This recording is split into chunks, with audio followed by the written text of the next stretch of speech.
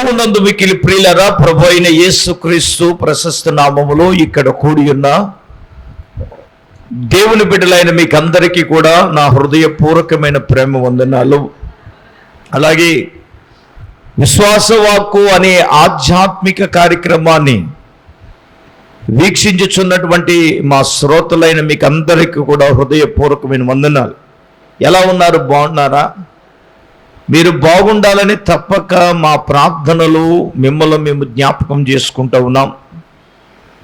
అలాగే మీరు మా కొరకు మాకు చెప్పుతున్న ప్రార్థన అవసరతలన్నీ కూడా మానక ప్రతి తెల్లవారుజామున మీ కొరకు మేము ప్రార్థించుచున్నాము అని బాహాటంగా ప్రకటన చేస్తూ ఉన్నాం. దేవుడు ఈ ప్రార్థనలు ఆలకించి మీ వ్యక్తిగత జీవితంలో ప్రభు అద్భుత ఆశ్చర్య కార్యాలు ఆయన చేయబోతున్నాడు అనే విషయాన్ని నేను మీకు జ్ఞాపకం చేస్తూ ఉన్నాను. ఈ సమయంలో దేవుని బిడ్డలారా, దేవుని వాక్య ధ్యానములోనికి వెళ్దాం. ఈరోజు ధ్యానాంశం ఏమిటంటే, విశ్వాసమును గురించి ప్రభు కొన్ని మాటలు మనకు తెలియపరచబోతూ ఉన్నాడు. ఈ వారంలో ఏమైతే ఫేస్ చేశామో, ఎందుకో ప్రభు విశ్వాసమును గురించి ప్రభులు వారు మాట్లాడాలని ప్రేరణ కలగజేశారు. ఎవడు విశ్వాసము, అసలు విశ్వాసం అనగా ఏమిటి? విశ్వాసం అనగా ఏమిటి అంటే, లేనిది ఉన్నవనుటకు రుజువు, అదే విశ్వాసం. క్రైస్తవ నిజ జీవితంలో మనిషికి శ్వాస ఎంత అవసరమో, క్రైస్తవ విశ్వాసి కూడా జీవించడానికి కూడా విశ్వాసము అంతే అవసరం. నేను అడగొచ్చు, అయ్యా విశ్వాసం లేకపోతే వేస్టా అంటే, నేను అంటాను అది నీ విజ్ఞతకే వదిలేస్తాను. వేస్ట్ అంటే ఒక మాట అడుగుతాను, వేస్ట్ కదా. ఒక నిమిషం ముక్కు మూసుకో. ఒక నిమిషం కనుక ముక్కు మూసుకుంటే ఎలా ఉంటుంది? ఊరుకొండయ్య గారు ఎలాగ ఉంటుంది? ఊపిరాడక. మరి క్రైస్తవుడికి కూడా విశ్వాసం లేకపోతే అదే పొజిషన్. ఎందుకు విశ్వాసం ఏమిటంటే, ఈరోజు ప్రియులారా, పరిశుద్ధుడైన యోహాను తన మొదటి పత్రిక 5వ అధ్యాయం, మొదటి యోహాను పత్రిక 5వ అధ్యాయం 4వ వచనములో ఏమంటున్నాడు అంటే, లోకమును జయించిన విజయం మన విశ్వాసమే. మరొకసారి చదువుతారా?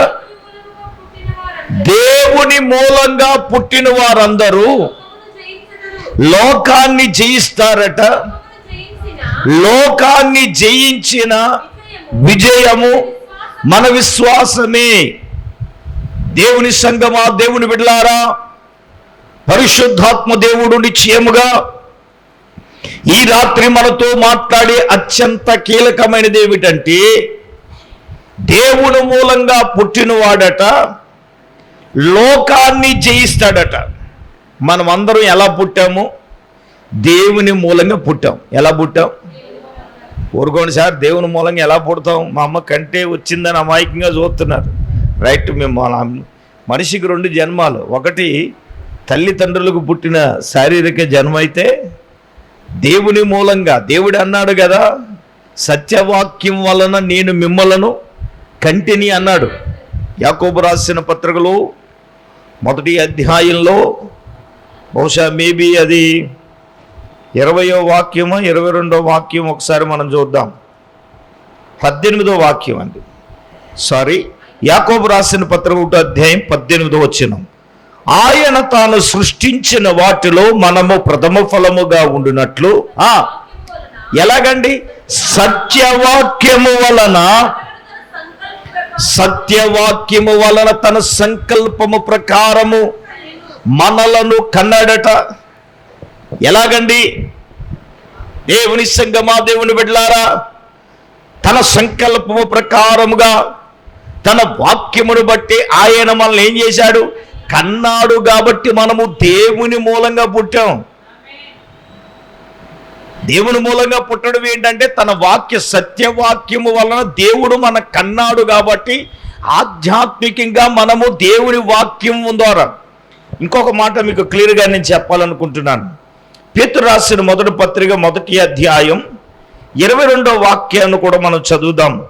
మీరు క్షయమగు బీజము నుండి కాక శాశ్వతమగు జీవము గల దేవుని వాక్యం మూలముగా అక్షయ బీజము నుండి మనము పుట్టిన వారము.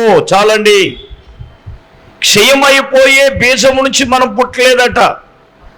అక్షయమగు ఏంటండి? అద్భుతమైన మాట. ఏమంటే శాశ్వతమగు జీవ వాక్యమూలముగా అక్షయమైన బీజము నుండి మనము పుట్టబడిన వారు. అయితే నేను ఈరోజు విశ్వాసమును గురించి ప్రభులు వారు మాట్లాడమని ప్రేరేపణించారు గనుక ఇప్పుడు మనము దేవుని మూలంగా మనము పుట్టింపబడ్డం ఒకటే. అయితే నేనేమంటానంటే మనము లోకాన్ని జయిస్తున్నామా? చెప్పండి, లోకాన్ని మనం జయించగలుగుతున్నామా? దేవుని మూలంగా పుట్టావు, దేవుని పేరు పెట్టుకున్నావు, క్రైస్తవ జనాంగం అని చెప్పుకుంటున్నాం. మనం లోకాన్ని మనం జయించాలి. నేను మిమ్మల్ని అడుగుతున్నాను, లోకాన్ని మనం జయించామా? జయించగలుగుతున్నామా? నీకు ఏదన్నా కావాలంటే కోపం ఎట్టి మంచం ఎక్కి హెచ్చరక్త మూతు ముడిసి భోజనం మాని ఆయన గారిని జయిస్తావు, దేవునికి స్తోత్రం. అది జయించడం కాదు. లోకాన్ని జయించడం అంటే ఏమిటి? అయితే నేను కొంచెం విషయంలోనికి వెళదాము. ఒరే బాబు, నువ్వు లోకాన్ని జయించాలంటే లోకమును జయించిన విజయం మన విశ్వాసమే. నేను అడగొచ్చయ్యా, విశ్వాసం ఉంటే మనము ఏదైనా మనం చేయగలమా? నేను మీకు గుర్తుందో లేదో, 3 బుధవారాలు ప్రార్థించినప్పుడు మొట్టమొదటి వాక్యం ఏదైతే చెప్పానో ఈ రాత్రి అది చెప్తాను. చెప్పండి, ఎవరికైనా గుర్తుందంటే ఈ సభల కోసం 3 బుధవారాలు మనం ప్రారంభించినప్పుడు మొట్టమొదటి బుధవారం నేను ఒక వాక్యం చెప్పాను. నేను ఆ రోజున ఏం చెప్పానంటే మీకు గుర్తుందో లేదో, అసాధారణమైన విశ్వాసం. అంటే నేనేమంటానంటే అసాధారణమైన విశ్వాసం అంటే విశ్వాసం వేరు, అసాధారణమైన విశ్వాసం వేరు. నేనేమంటానంటే అసాధారణమైన విశ్వాసముతో భక్తులు కొంతమంది లోకాన్ని జయించిన వారు ఉన్నారు. వారిలో మొట్టమొదటిగా మనకి యెహోషువ ఉన్నాడు. ఎవరున్నారండి? యెహోషువ ఉన్నారు.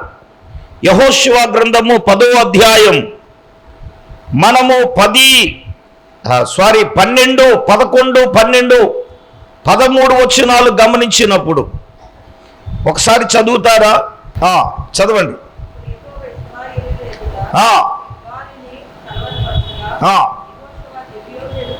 చూడండి, యెహోషువ గిబ్యోను ఎదుట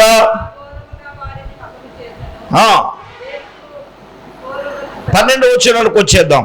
యెహోవా ఇశ్రాయేలీల ఎదుట అమోరీయులను అప్పగించిన దినమున ఇశ్రాయేలీలు వినుచుండగా యెహోషువ యెహోవాకు ప్రార్థన చేసెను. సూర్యుడా నీవు గిబ్యోనులో నిలువుము, చంద్రుడా నీవు అయ్యాలో నిలువుము. జనులు తమ శత్రువుల మీద పగ తీర్చుకున్న వరకు సూర్యుడు నిలిచాడట, చంద్రుడు ఆగాడట. యాషేరు గ్రంథము రాయబడి ఉంది కదా, సూర్యుడు ఆకాశం మధ్య నిలిచి ఇంచుమించు ఒక నాడల్లా అస్తమింప త్వరబడలే.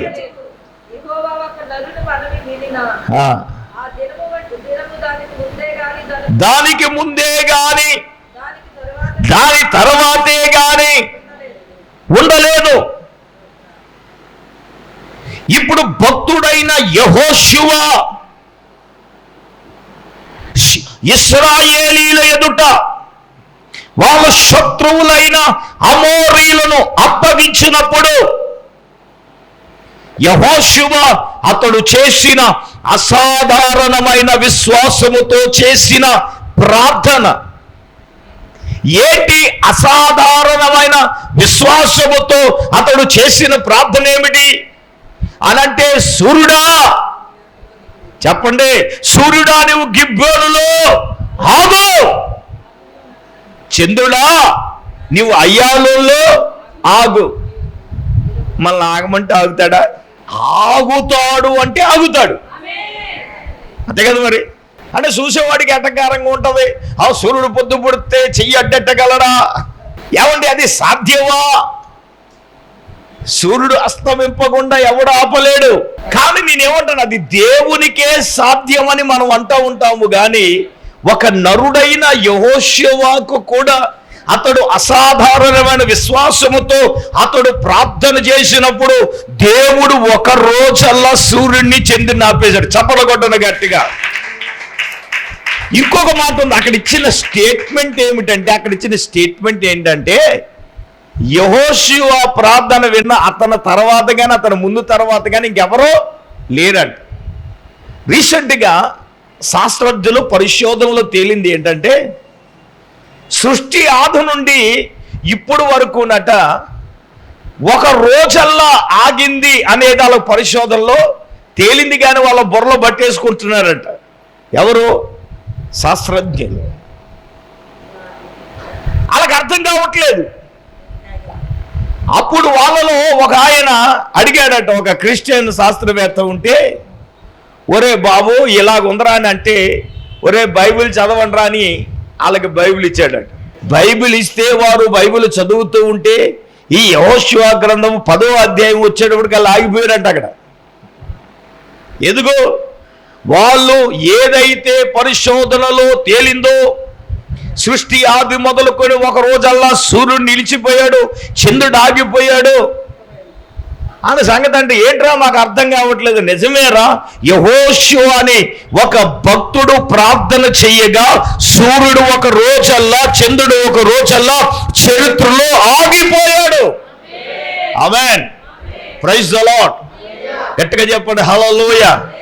నేనేమంటానంటే, అసాధారణమైన విశ్వాసముతో మనము ప్రార్థించినప్పుడు ఒక భక్తుడైన యెహోషువ ప్రార్థన విన్న దేవుడు నీ ప్రార్థన దేవుడు వినడా? అసాధారణమైన విశ్వాసాన్ని నీవు కలిగి ఉన్నప్పుడు దేవుడు ఎందుకు నీ ప్రార్థన వినడు? దేవుడు ఎందుకు నీ ప్రార్థనకు జవాబు ఇవ్వడు? దేవుని కార్యాన్ని మనం ఎందుకు చూడలేము? దేవుడు ఎందుకు మన జీవితాల్లో కార్యం చేయడు? నేను అంటాను, అటువంటి అసాధారణమైన విశ్వాసం ఉంటే దేవుడు చేస్తాడు. నేను ఆపలేనని అమాయకంగా అనేస్తే ఇచ్చరక్త విద్య ఎక్కడ అవుతాడు? వరకొని చేరు నా కొడుకే ఆగట్లేదు, సూర్యుడు ఎక్కడ ఆగుతాడు? ఇప్పుడు విశ్వాసం ఉంటే ఆగుతాడు. దేవునికి స్తోత్రం, హల్లెలూయా. అసాధారణమైన విశ్వాసముతో నువ్వు ప్రార్థించినప్పుడు యెహోషువ అలా చేస్తే సూర్యుడే ఆగిపోతే చంద్రుడు ఆగిపోయాడు. ఇది నేను మామూలు విశ్వాసం అనను, అసాధారణమైన విశ్వాసము మనకుంటే. నేను అడిగిన వాళ్ళు అలాగే ఏం చెప్పారు, మామూలుగా అనుకూలంగా ఉంటే సభలెట్టడం కాదు, ప్రతికూలంగా ఉంటేనే చెప్పట్టాలి. దేవుడికి స్తోత్రం, హల్లెలూయా. చెప్పండి, కొద్దిగా ఏమైపోతుందని కొంతమంది భక్తులు రాలేదు మరి, హల్లెలూయా. వాళ్ళ ఇంటికాడ వర్షం వచ్చేసిందంట, దేవుడికి స్తోత్రం. అదికే రాలేని అమాయకంగా సాక్ష్యం చెప్పిన వాళ్ళు చాలా మంది ఉన్నారు, దేవుడికి స్తోత్రం. సభలు ఆపేసాడని ఒకటంటున్నాడు ఏజ్ రక్తవేజీ. ఒరే నువ్వు ఆగిపోయినా సభలు ఆగిపోతాయా? దేవునికి స్తోత్రం. అసాధారణమైన విశ్వాసముతో యెహోషువ ప్రార్థన చేస్తే సూర్యుడే చంద్రుడే ఆగితే, అదే విశ్వాసంతో మనం ఉంటే ప్రార్థన చేస్తే దేవుడు ఎందుకు చేయడు? ఇది పాయింట్ నెంబర్ 1. ఈ అసాధారణ విషయంలో ఇంకొక విషయం, అదేమిటంటే షడ్రకు మేషకు అబేద్నెగో. ఇది మనకు తెలుసు. దానియేలు గ్రంథం 3వ అధ్యాయంలో ఈ స్టోరీ అంతా మన దగ్గర ఉంది. రాజుగారు బంగారు ప్రతువు నిలబెట్టాడు. రాజ్యములు ఉన్న వారందరూ తంతి వాయిద్యములు వాయించగా వచ్చి బంగారు ప్రతువు ఎత్తి ఏం చేయాలి? నమస్కరించాలి. ఎవడైతే నమస్కరించడో వాడిని తీసుకెళ్ళి ఎక్కడ వేస్తాడట? మాట్లాడాలి. అగ్నిగుండంలో పడేస్తారట అని శాసనము చేయించారు. ఆ సంగతి వీళ్ళ ముగ్గురికి తెలుసు. ఎవరు ముగ్గురు? షడ్రకు, మేషకు, అబేద్నెగో ముగ్గురికి తెలిసింది. ఏంటి? ఆ బంగారు ప్రతిమ నమస్కరించకపోతే తీసుకెళ్ళి అగ్నిగుండంలో పడేస్తానండి. అదే ఆఫర్ మనకు వచ్చింది అనుకో, మనం ఏం చేస్తాం చెప్పండి? వర్షం వచ్చేస్తుందని మొక్క మొలిసిపోతామని మనం కొంతమంది రేక్ చెట్లోకి వెళ్ళిపోయి రేచి మన వాళ్ళు కాదు సుమా. మన వాళ్ళు అందరూ మొత్తం విశ్వాసంతో నిలబడ్డారు, లేకపోతే మా అయ్యగారు నిలబడ్డాడు వీడితో బాధపడలేక.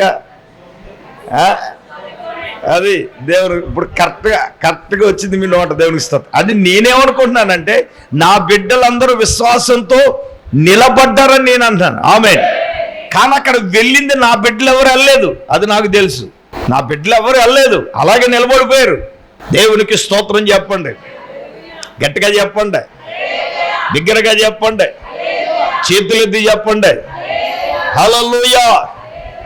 మరి అదే గనక వస్తే ఎంతమంది మనం నిలబడగలమంటే షడ్రకు, మేషకు, అబేద్నెగో. నేనేమంటానంటే షడ్రకు, మేషకు, అబేద్నెగో వారు నిలబడ్డారంటే వాళ్ళకు దేవుని ఎడల అసాధారణమైన విశ్వాసం ఉంది. ఆమేన్.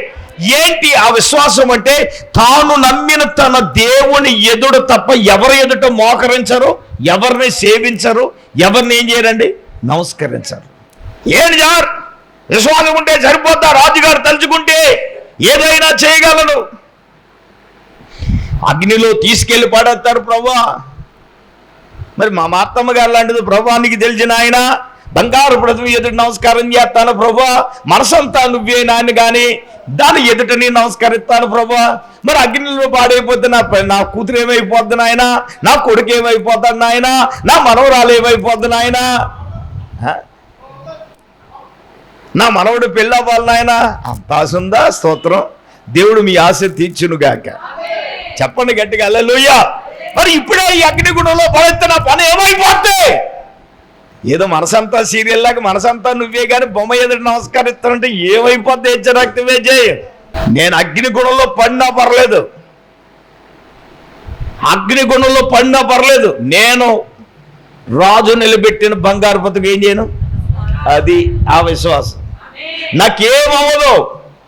యెషయా 43 అధ్యాయంలో 2 వాక్యాలు ఏముంటుందంటే జలములలో పడి నువ్వు వెళ్ళినా అవి నీ మీద పారవు, నీవు అగ్నిలో నడిచిన. చెప్పండి ఏంటండి? దేవునికో పెద్ద స్తోత్రం చెప్పండి. నీవు ఎక్కడ నడిచినప్పుడు అమ్మా? అగ్ని మధ్యలో నువ్వు నడిచినప్పుడు కాలిపోవు, జ్వాలలు నిన్నేం చేయు. అక్షరాలుగా ఈ మాట ఎవరికి నెరవేరిపోద్దంటే ఈ షడ్రకు, మేషకు, అబేద్నెగో వారికి నెరవేరిపోద్ది ఈ మాట. వారి విశ్వాసం ఏంటో తెలుసా? నేను అగ్నిలో నడిచిన జ్వాలనేమి కాల్చి. అందుకే రాజా నీకు ప్రత్యుత్తరం ఇవ్వాలనే చింత మాకు లేదు. మా దేవుడు ఏమండి ఈ వేడిమి గల అగ్నిగుండములో నుంచి మమ్ములను తప్పించి రక్షించుటకు ఎవరండి? సమర్థుడు. ఆమేన్. మన దేవుడు ఎవరండి? మన దేవుడు ఎవరండి? సమర్థుడు. Praise the Lord. గట్టిగా చెప్పండి. సమర్థుడండి, అసమర్థుడు కాదు. నేనేమంటానంటే అటు యెహోషువ గాని ఇక్కడ వీళ్ళు గాని వీళ్ళ అసాధారణమైన విశ్వాసముతో నేనేమంటానంటే అగ్నిగుండమనే జయించగలిగారు కదా. ఈ అగ్నిగుండం ఏంటో చెప్తాను వినండి. అగ్ని వంటి మహాశ్రమలకు సాదృశ్యం. వస్తూ ఉంటాయి, శ్రమలు వస్తానే ఉంటాయి. మనం ఈ విశ్వాసంతో ఎంత ముందుకెళ్ళినా, ఎంత బలంగా మనం ప్రార్థన చేసినా, నేను చెప్తున్నాను దుష్టుడు అంత బలంగానే పనిచేశాడు, కానీ చివరికి ఆడికి ఓటము, మన దేవునికి విజయం. కొట్టని చప్పట్లో హల్లెలూయా. ఎవరికి ఓటం? అపవాదికే ఓటం. కానీ మనం ఏదో గలిబిలి చేద్దామని అనుకున్నా కానీ మనము విశ్వాసముతో నిలబడ్డాం. షడ్రకు మేషేకు అబేద్నెగోలు ఏమయ్యారండి? నిలబడ్డారు. నేనేమంటానంటే విశ్వాసములో మనం ఏం చేయాలి? నిలబడాలి. అందుకే విశ్వాస వీరుల జాబితాలో వారి గురించి మాట్లాడుతున్నప్పుడు ఏమన్నారో తెలుసు? ఒకసారి చూద్దాం. ఒకసారి హెబ్రీయులకు రాసిన పత్రిక 11వ అధ్యాయం 32 నుంచి చదువుదాం. గిద్యోను, బాలాకు, సంసోను, యెఫ్తా, దావీదు, సమూయేలును వారు గూర్చి వివరించడానికి సమయం చాలదు. 33వ వచనం. వారు విశ్వాసము ద్వారా రాజ్యాలను జయించారు, నీతి కార్యాలు జరిగించారు, వాగ్దానాలు పొందారు, సింహపు నోళ్లను మూశారు, అగ్ని బలమును చల్లార్చారు, ఖడ్గదారులను తప్పించుకున్నారు, బలహీనులుగా ఉండి బలపరచబడ్డారు, యుద్ధములో పరాక్రమశాలురయ్యారు. నేను అంటాను, వీళ్ళందరూ ఎవరు చెప్పనమ్మా? విశ్వాసములో నిలబడినోళ్ళు. చప్పట్లు కొట్టండి గట్టిగా. ఈ రాత్రి పరిశుద్ధాత్మ దేవుడు మాట్లాడుతున్నాడు. సంగమా, సేవకుడైనా, విశ్వాసి అయినా, పెద్దలైనా, ఎవరైనా మనం ఎక్కడ నిలబడాలి? మాట్లాడాలి. అందరూ పక్కోళ్ళు షేక్ హ్యాండ్ ఇచ్చి మాట్లాడండి. నువ్వు విశ్వాసంతో నిలబడాలని చెప్పండి. అందరూ గట్టిగా చెప్పాలా? సార్ చెప్పండి గట్టిగా. విశ్వాసములో మనం ఏం చేయాలా? నిలబడాలి. చెప్పినంత ఈజీ కాదు మరి. విశ్వాసములో నిలబడడం అంటే ఏమిటి? పెట్టె నిండా బియ్యం ఉన్నాయి, బీరువా నిండా బట్టలు ఉన్నాయి, జోబు నిండా డబ్బులు ఉన్నాయి, చేయటానికి కావలసినవన్నీ ఉన్నాయి, సమృద్ధిగా ఉన్నాయి. నేను విశ్వసించానంటూ అందులో మధ్య ఏమీ లేదు. ఏసరక్తివే జయం. పెట్లో బియ్యం లేవు, బీరువాలో బట్టలు లేవు, జోబులో డబ్బులు లేవు, చేయటానికి ఏమీ లేదు. నేను మాత్రం కార్యం గొప్పగా చేయబోతున్నాను. ఏమండి, మహిమకరంగా నేను చేయబోతున్నానంటే నువ్వు అంత విశ్వాసంతో చెప్పినా సైతాన్ అంటారు, నీ జేబులో డబ్బులు లేవు కదా, నువ్వు ఎలాగా చేస్తావు అని అంటది. అంటదా? అంటది. నేను అంటాను ఏంటో తెలుసా? లేనప్పుడే అసాధారణమైన విశ్వాసం. ఏంటి చెప్పండి? అసాధారణమైన విశ్వాసం అంటే ఏముడో తెలుసా? వీళ్ళు విశ్వాసముతో వీళ్ళు అగ్నిలో పడేస్తే ఏమవుతుంది అది ఏం ఆలోచించలేదండి. వీళ్ళు విశ్వాసంతో నిలబడ్డారు. నేనేమంటానంటే ఇటువంటి శ్రమలు నీ జీవితంలో ఎదురైనప్పుడు నువ్వు విశ్వాసముతో నిలబడాలి కదా. శ్రమలు అనేది కుటుంబంలో వస్తుంది, లేదా నీ వ్యాపారంలో వస్తుంది, నువ్వు చేసే పనిలో వస్తుంది, అంటే ఏ విధంగానైనా రావచ్చు. నేనేమంటానంటే నువ్వు విశ్వాసములో వారు నిలబడినట్టు. ఇక్కడ చాలా మంది జాబితా చెప్పారు కదా, అగ్ని బలము చల్లార్చారంట. సింహాలలో వాళ్ళని ఏం చేయారంట? సింహాలలో వాళ్ళ మూసినోడు ఎవడు? దానియేలు కదా. అగ్ని బలము చల్లార్చిన వాళ్ళు ఎవరు? ఈ షడ్రకు, మేషకు, అబేద్నెగోయే కదా. అక్కడ విశ్వాస వీరులు జాబితా చెప్తూ ఒక్కొక్కడి గురించి చెప్పుకుంటే మనకి సరిపోద్ది మరి సమయం. ఇప్పుడు నేనేమంటానంటే వీళ్ళు విశ్వాసముతో నిలబడిన జాబితా. నేనేమంటానంటే నీ జీవితంలో, నీ కుటుంబంలో అనేక శ్రమలు, అగ్ని వంటి శ్రమలు నువ్వు ఎదుర్కొంటున్నావు. నువ్వేంటో తెలుసా? నువ్వు విశ్వాసంతో నిలబడాలి. చెప్పండి, ఎలా నిలబడాలరా తల్లులారా? నువ్వు విశ్వాసముతో నువ్వేం చేయాలి? నిలబడు. షడ్రకు, మేషకు, అబేద్నెగో నిలబడినట్లు నువ్వు నిలబడితే రాజుగారితో మాట, రాజా నీకు ప్రత్యుత్తరం ఇవ్వాలని చింత మాకు లేదయ్యా. మా దేవుడు మమ్మల్ని రక్షించకపోయినను నీకు కానీ నువ్వు నిలబెట్టిన బంగారు ప్రతిమ కానీ మేము ఏం చేయం? నమస్కారం చేయమంటే ఎవరు నీ దిక్కున్నా కానీ చెప్పుకున్నట్టుగా ఉంటుంది మాట. అంతే కదా మరి. రాజుగారికి మహాగ్రహం వచ్చేసింది. అంటే కోపం రాదా సార్? ఎరా నా ఆజ్ఞని అతిక్రమించేస్తారంటారా? ధిక్కరిస్తారంటారు. రే హక్కుని ఒకంత కాదు, 800 చేయండి, 700 చేయండి. ఒరే వీళ్ళు బంధించండి రా, రాజ్యములో బలాఢ్యులైన వాడు తీసుకురండి అని నేను ఉన్నత దేహులే బలాఢ్యులే తీసుకొచ్చాడు వీళ్ళ ముగ్గురిని సరడానికి. ఏమండి ఇప్పుడు ఏమైంది? ఉన్నత దేహులైనటువంటి బలాఢ్యులు వీళ్ళు విసరడానికి వస్తే ఆ విసరడానికి వెళ్ళిన వారు అగ్ని జ్వాల చేత కాల్చబడి చనిపోతే మరి అగ్ని లేచిన వాళ్ళు ముగ్గుల సంగతి ఏంటమ్మా? అర్థమైందా మీకు? విసరడానికి వెళ్ళిన వాళ్ళే అగ్ని జ్వాలల చేత కాల్చబడి చనిపోతే విశ్వాసంతో నిలబడిన వీళ్ళ సంగతి ఏంటి అని అంటే మీరు మీ మొఖాలు చూస్తుండే ఏంటయ్యా ఎసరడానికి వెళ్ళిన వాళ్ళు చచ్చిపోతే ఇసిరిన వాళ్ళ సంగతి లోపడున్న వాళ్ళ సంగతి ఏంటంటే మాడి మసైపోతారా? దేవునికి స్తోత్రం చెప్పండి గట్టిగా హల్లెలూయా. ఏమండి నిలబడిన వీళ్ళు విసరడానికి వెళ్ళిన వాళ్ళు నేనేమంటానంటే ఒకటి వాడుకున్న బంధాలన్నీ తెగిపోయినాయి. కొట్టని చెప్పట్లో ఏమైనా బంధకాలు తెగిపోయినాయి. 2 అగ్నిలో వీళ్ళు ఏం చేస్తున్నారంటే హాయిగా చెంచరిస్తున్నారు. 3 అగ్ని వీళ్ళ దేహాలను కానీ వీళ్ళ వస్త్రాలను కానీ ఏది తాకలేదు. ఇప్పుడు ఏమైందని నేనేమంటానంటే అగ్ని బలం ఏమైపోయింది? విశ్వాసం అనేది ఉంటే, అసాధారణమైన విశ్వాసం ఉంటే అగ్ని చల్లారిపోయింది. Amen, praise the lord. గట్టిగా నేను చెప్తున్నాను హల్లెలూయా. నిజంగా దేవుని బిడ్డలారు, నేను 3వదిగా నేను చెప్పేది ఏంటంటే దానియేలు గురించి చెప్పను, ఏలియా గారి గురించి. మనము యాకోబు రాసిన పత్రిక 5వ అధ్యాయం 17-18 వచనాలు మనం చూస్తే 16 నుంచి చదువుదాం.